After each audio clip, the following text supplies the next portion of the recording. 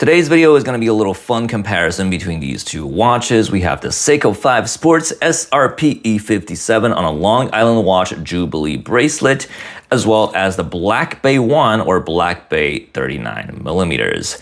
So 2 years ago when I made a video reviewing this bracelet, this Jubilee bracelet on the Seiko I Sports SRPE57, I was like, hey, if you want to have this look, for a couple $100s, you can buy this bracelet and put it on this watch and you'll have this look. And at the time, this Black Bay right here, this Black Bay 39 was one of my grail watches because I just really like the gold hands as well with, the anthracite dial. And the closest thing that I could, reasonably buy at the time, considering that I just started on the journey, was this nice Seiko I SRPE57. So this is kind of like the entryway drug, and this is like, getting into cocaine territory right here.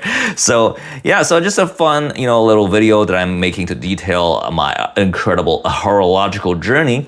The reason why I bought this Seiko AliX is because it's so versatile, it's dressy, as well as sporty. You can wear it on any occasion. You put it on this nice Jubilee bracelet, and as you can see right here, it looks absolutely stunning on my 6.5 inch or 17 centimeter wrist.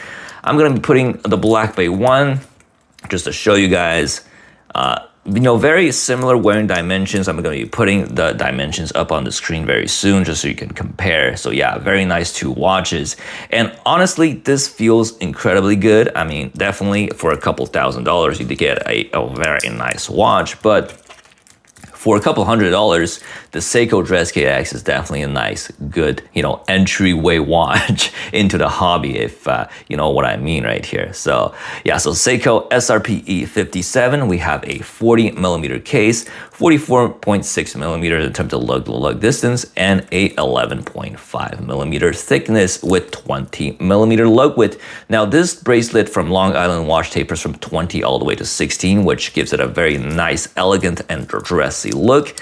And I really like this bracelet. It's a really nice product. The clasp that is on here is not the default clasp. The default clasp is this one right here, which has a milled lower with a folded upper. So I got this clasp from AliExpress, which has a milled lower as well as a milled upper, which it kind of elevates the looks and also gives you an incredible amount of micro adjustment. Here it is on my 6.5 inch wrist again. Absolutely stunning right here. Here the Black Bay 39 has a 39mm case, 47.3mm in terms of the lug-to-lug distance, and a 12.1mm in terms of thickness. It does have 21mm lugs instead of the 20mm lug that we find on the Seiko, and it only tapers from 21 to 18, which kind of gives the bracelet a more, muscular stance, a more broad stance. This watch definitely wears a little bit bigger and sportier because of the bracelet. If this also had, if the Tudor also had a 20mm lug width tapering all the way down to 16, it'll definitely look more dressy. But as a result of the 21mm lug width, it definitely looks a lot more muscular and sporty on the wrist compared to the Seiko I and the Long Island watch bracelet. Here it is on my 6.5 inch or 17 centimeter wrist again. Of course, this is a fun comparison. Definitely the Tudor is better. It has a better movement, COSC certified silicone balance spring, whereas for the Seiko's 4R36, not very accurate, and definitely doesn't have any silicone balance spring or anything like that. It's not COSC certified, but just looks-wise, this Seiko looks the money. If you're not a watch enthusiast or a watch nerd, you look at these two watches on someone's wrist, there's not that big of a difference. In fact, when my girlfriend saw me wearing this watch for the first time, she didn't know that I bought it. She was like, hey, is that the Seiko that we bought in Vancouver?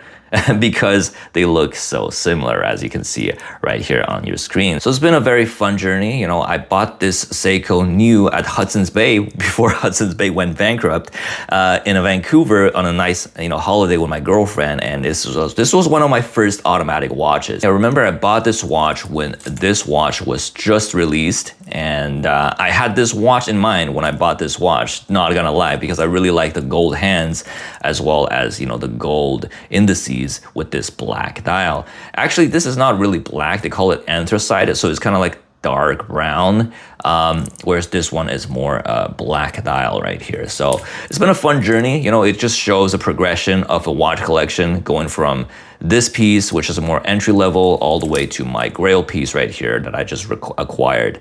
Thanks to Time Merchants, by the way. They're located in Montreal. They also have a very nice YouTube channel. I'm going to link them on the description section below. So it's definitely been a very nice horological journey, if you call it that way. Ever since I bought this watch, I met so many people in the watch community right here in Montreal.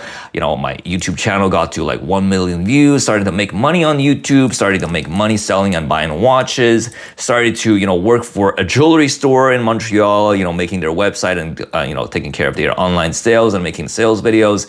So yeah, with all the money that I made with, you know, all the things watch related, I was able to afford myself my grail piece right here, which is the Black Bay 39. So it's been an incredible journey, and you guys are a big part of it. So I'd like to thank you guys for watching, subscribing, and engaging with my videos, because without you guys, I probably would never have, you know, been comfortable enough to buy this type of watch, because, you know, this is definitely a lot of money. But because of all the money that I made in this horological journey, you know, with all the things that I've been involved with since I bought this watch right here, I was able to afford my dream watch right here. And of course, if you're at home and you want a really nice watch and you can't afford it, just think it to yourself.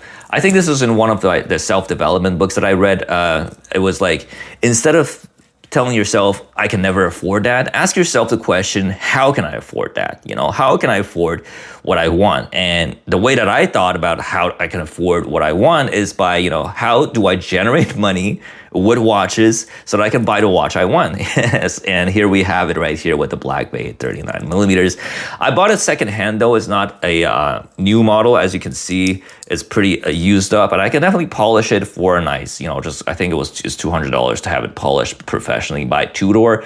I'm not sure if I'm going to keep it like this or I'm going to polish it, so let me know down in the comments below. Should I just keep it like this with the scratches and everything, or should I have it polished and put my scratches on it? So thank you very much for watching this fun little comparison video. Of course, if you like this video, do not hesitate to like, comment, and subscribe for more videos, and I'll see you in the next video.